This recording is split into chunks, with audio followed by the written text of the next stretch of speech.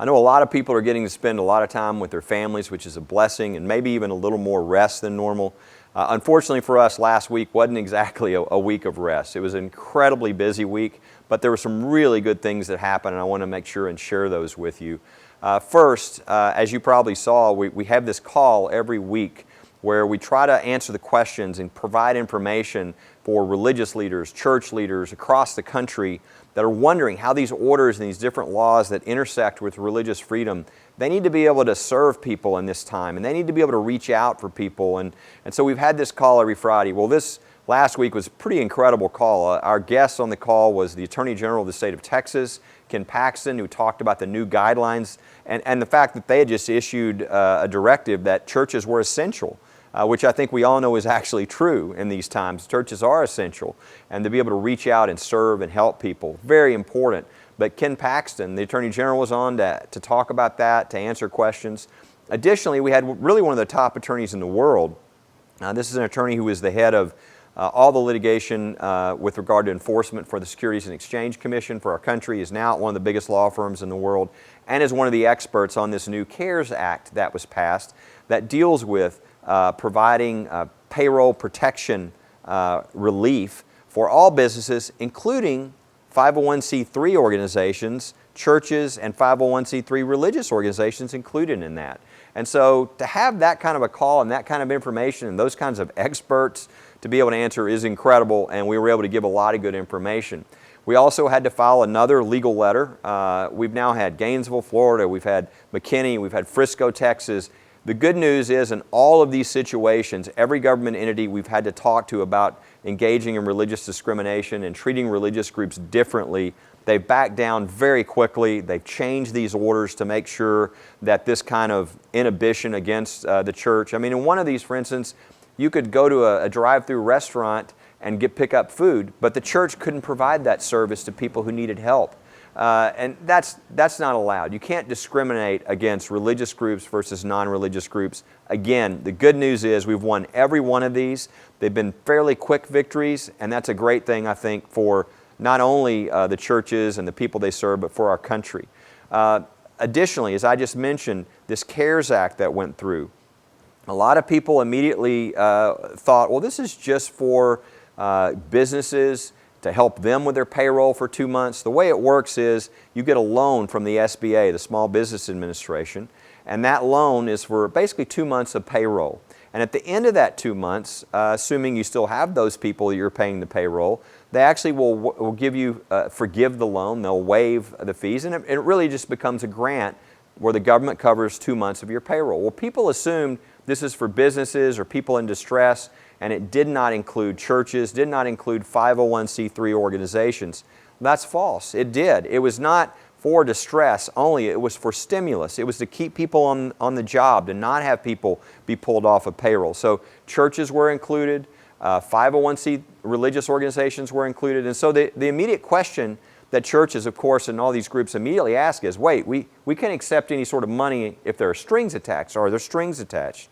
Well, we actually caught something that really had not been caught. Us and our volunteer attorneys found that actually there was a string. It wasn't in the bill, but the bill had the Small Business Administration administering the loans. And if you look back at regulations from the 1970s that attach to the Small Business Administration, all of a sudden we had a problem. It actually told religious groups that they could not discriminate on the basis of religion. That would be unacceptable. And so we immediately got to work on getting this changed.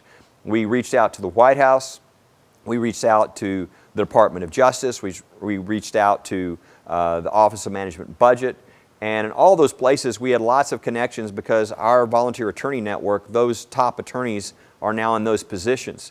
We were able to immediately alert them to this problem, and we worked day and night, really, almost 48 hours straight. But the good news is, on Friday, the day that people could first make those applications, we had a directive that came out from our federal government making very clear that there would be no religious inhibition in any way allowed with the connection with this program. Every church, every 501c3 religious organization is fully protected both under the Constitution and under federal law. to live out their faith and to not have any sort of restrictions on who they could hire or any of those type of issues. They have full religious freedom. That is great news. And it's, again, you're probably not going to see a lot about this, but the reality is, I just want to thank you because you're a part of First Liberty. You are just a part of protecting every church, every religious organization in the country with regard to this program. So just realize you were a part of something great last week, whether you knew it or not. I would just say, if there's something we can do, anything we can do to pray for you, we want to do that. So let us know, call us. We count that a privilege. If you're having a situation with health in this time or with your business, we really mean that. Call us. We would love to pray for you as a group. Incredible things are happening. I even almost forgot to tell you, one of the things that happened last week is the Washington Post ran our editorial, myself and Al Mohler, talking about how government and church could both work together. That obviously there are limits on what the government can do with regard to the church, and the church needs to be fully what the church is supposed to be. But the government has a role too, which is protecting public health and doing all it can to save lives.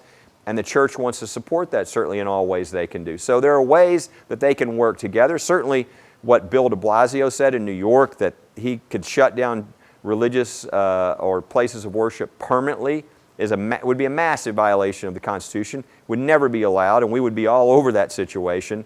But despite people who are trying to misuse their power or overstating their power, there is a proper way where we can cooperate, where we can both serve our purposes. The church needs to be serving people, reaching out, helping. Religious organizations need to be activating, as we're seeing them do all over the country in this incredible time. And we need the government to do what it can do to protect public health as well. And there's a way for those to work together without violating constitutional freedoms. That's what our editorial talked about. So a pretty incredible week when you look at winning another situation with another government order that was over the line, when you look at what we did to protect every church and every religious organization across the country, when you look at the call we had last week with the incredible people we had on that call, or whether you look at just getting information out, educating people, even in the Washington Post of all places with our editorial. Been an incredible week. So I hope you're proud to be a part of First Liberty, and just know we're heavy at work. Please pray for us, and thank you for being a part of incredible things that are happening right now, and let us know if we can pray for you. God bless you.